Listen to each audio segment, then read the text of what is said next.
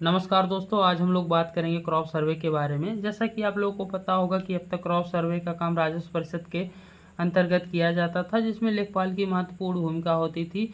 लेखपाल जिन गाँव में पंचायत सहायक हैं उनके मोबाइल नंबर पर अलॉट करा देते थे और ये पंचायत सहायक उन गाँव का क्रॉप सर्वे करते थे। जिन गाँव में पंचायत सहायक नहीं होते थे, लेखपाल खुद क्रॉप सर्वे वहाँ का करते थे। लेकिन इस बार क्रॉप सर्वे को राजस्व परिषद से हटाकर पंचायती राज के अंतर्गत कर दिया गया है, जिसमें अब पंचायत सहायक की महत्वपूर्ण भूमिका होने वाली है। जिन गांव में पंचायत सहायक हैं, पंचायत सहायक क्रॉप सर्वे करेंगे। जिन गांव में पंचायत सहायक नहीं है, वहां का क्रॉप सर्वे रोजगार सेवकों द्वारा किया जाएगा। जहां पर रोजगार सेवक भी नहीं है, वहां पर गन्ना विभाग के कर्मचारियों द्वारा किया जाएगा। तो कुल मिलाकर अब पंचायत सहायक की भूमिका काफ़ी महत्वपूर्ण हो गई है। जैसे कि आप लोग को पता होगा कि एक गाटे में अगर एक फसल है और इसका क्रॉप सर्वे करने पर हमें 5 रुपये मिलता था। एक गाटे में अगर 2 फसल है, अगर 2 फसल हमने एक गाटे में दिखा दिया तो उसका हमें 10 रुपये मिलता था। लेकिन अगर एक गाटे में 4 हेक्टेयर हैं, जैसे 1 हेक्टेयर में धान है, 1 हेक्टेयर में गन्ना है, 1 हेक्टेयर में केला है, 1 हेक्टेयर में सरसों है, तो इसका मतलब ये नहीं है कि इसका 5 रुपया मिलेगा, इसका 5 रुपया, इसका 5 रुपया, इसका 5 रुपया। नहीं, मैक्सिमम आपको 10 ही रुपये मिल सकते हैं। एक आईडी से आप 3500 गाटे का क्रॉप सर्वे कर सकते हैं। जैसे कि मान लीजिए आपके आईडी पर 3500 गाटे हैं। 3500 गाटे में अगर आपने 2500 गाटे में एक फसल दिखाया है कि मान लीजिए कि 2500 गाटा ये है, इन सब में आपने धान दिखाया है और 1000 गाटा ऐसा है जिसमें धान और गन्ना दोनों दिखाया है, तो इसमें प्रत्येक गाटे का हमें 10 रुपया मिलेगा, इसमें प्रत्येक गाटे का हमें 5 रुपये मिलेगा। इस प्रकार से अगर आप अपने आईडी के 3500 गाटे कंप्लीट करते हैं तो आपके पास कुल 22,500 रुपये मिलेंगे। जैसे कि आपको पता है कि एक आईडी से हम 3500 गाटे कर सकते हैं, लेकिन समस्या यह है कि किसी गांव में 3500 गाटा होगा ही नहीं।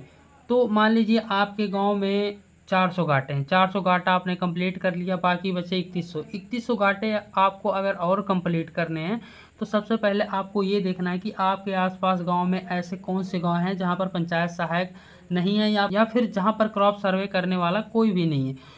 तो उन गांव में मान लीजिए ऐसा एक गांव मिल गया जहां पर 600 गाटा है, वहां पर या तो कोई क्रॉप सर्वे करने वाला नहीं है या फिर वहां पर जो पंचायत सहायक है या रोजगार सेवक है या गन्ना विभाग का कर्मचारी है, ठीक है, वो क्रॉप सर्वे करने नहीं चाह रहा है। तो आप एक काम करेंगे, ये 600 गाटा अपने आईडी पर अलॉट करा लेंगे।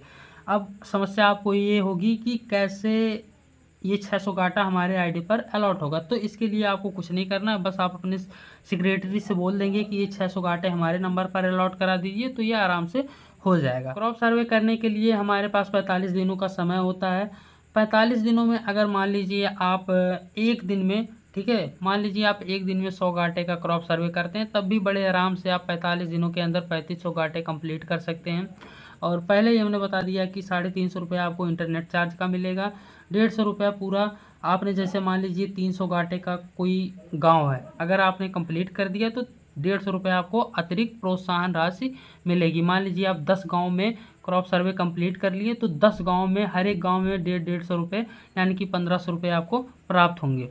तो सबसे पहले आपकी समस्या होगी कि किस प्रकार से हम एक दिन में ज़्यादा से ज़्यादा क्रॉप सर्वे कर सकते हैं। तो मैं आपको बताना चाह रहा हूँ, मेरा खुद का एक्सपीरियंस है। मैंने एक दिन में 600-700 गाटे का क्रॉप सर्वे किया है, ठीक है, वो भी केवल सिंगल फसल नहीं, डबल फसल दिखाकर। लेकिन इसके लिए आपको बहुत मेहनत करनी पड़ती है। तो आप कम से कम एक दिन का टारगेट रखें कि कम से कम आप 200 गाटे का क्रॉप सर्वे ज़रूर करें।